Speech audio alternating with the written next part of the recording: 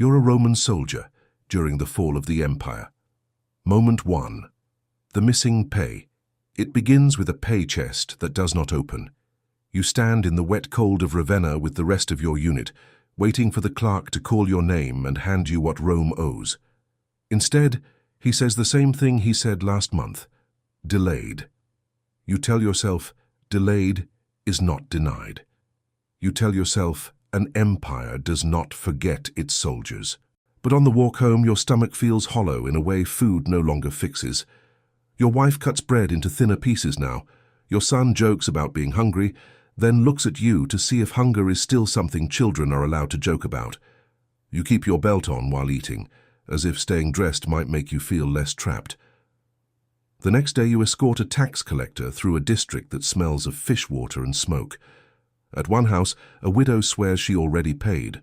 The record is missing, so the tax is collected again. She lifts a nearly empty jar to show what is left. You watch, say nothing, and call it order.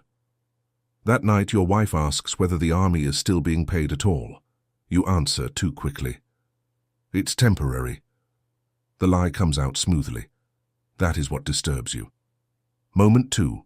The new soldiers. The reinforcements arrive, and they do not feel like reinforcements.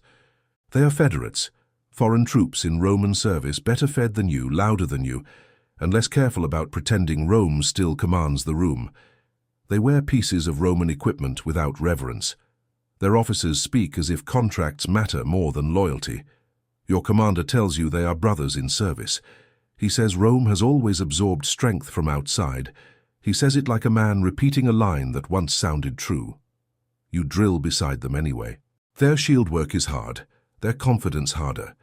You begin to understand that they are not joining Rome, they are measuring what remains of it. At home your son imitates their speech because he thinks it sounds exciting.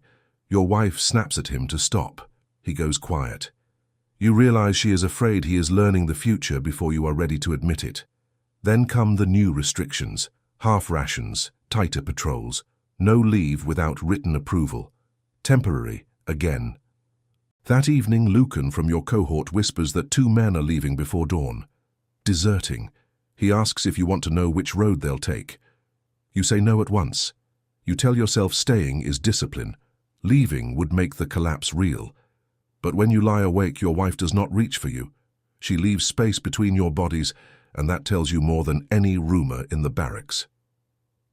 Moment 3. Marked. The first real violence is over bread. Their grain distribution turns into a riot, and your unit is sent to break it.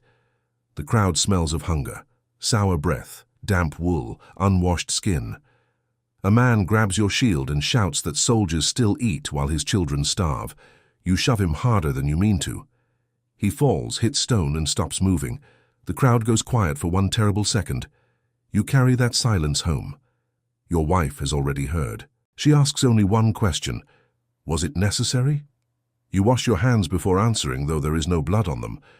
The next morning, someone has scratched a word near your door: leech. You scrape it off before your son can read it properly, but he sees enough. He also sees you checking the street before stepping inside your own house.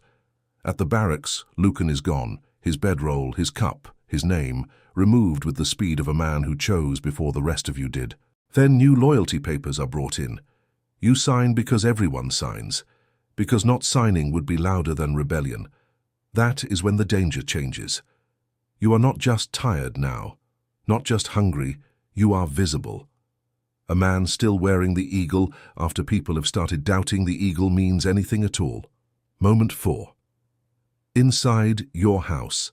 The rain lasts 3 days. The city smells like wet ash and rot. Officials disappear. Orders arrive late or contradict each other. Federate officers begin standing in places where Roman commanders used to stand alone. Nobody explains anything clearly anymore, which is how power behaves when it already knows it is moving elsewhere. You are posted to guard provisions that never come. One Federate beside you asks almost casually whether you truly believe the boy in purple still rules anyone. You pretend not to hear. He smiles anyway. When you return home, your wife has packed a bundle. Not everything, just enough. She says her brother can take her and your son south if the roads remain open. You answer with the voice of a man whose authority is shrinking everywhere except inside his own walls. No one is leaving. The room goes still. Your son looks from her to you, not frightened yet, only alert.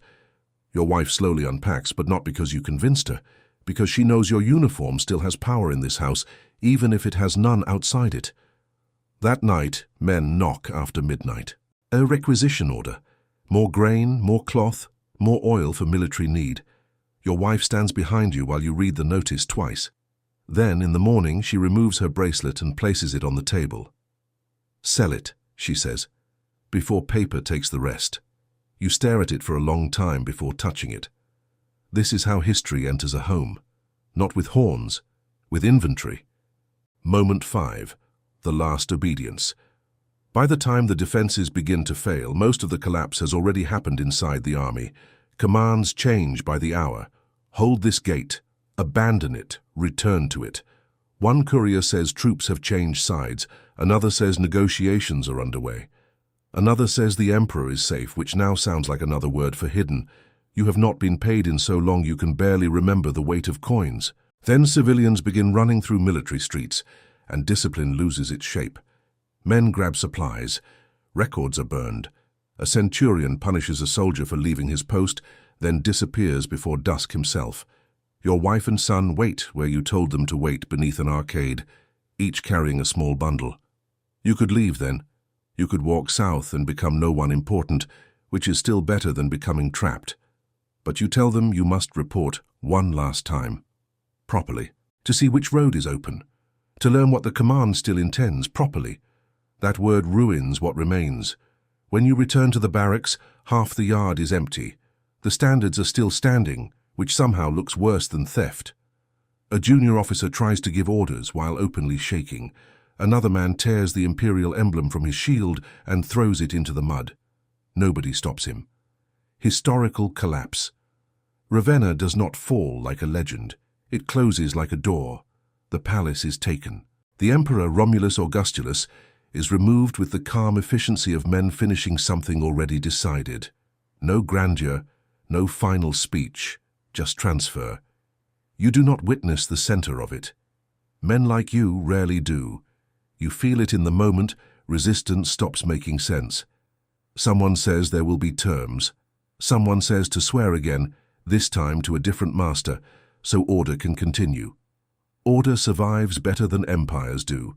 You stand in a corridor that smells of smoke, damp stone, and sweat, and realize Rome is no longer a command above you. It is only a habit inside you. Your shield feels heavier than ever. Very carefully, you lean it against the wall. No trumpet marks the end. A man walks past wearing Roman armor in service of something no longer Roman, and no one even pretends that is strange. Existential epilogue. The fall is the clean part. Afterward comes the residue. You live. That is the first humiliation. There is bread some days, work some days, and authority wearing a different face.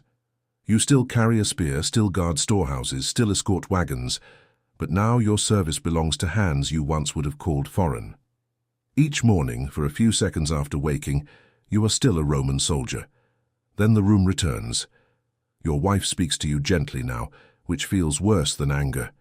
She no longer asks what should be done. She decides practical things herself. Your son stops asking when Rome will come back. Sometimes he studies your old uniform as if it belongs to another man.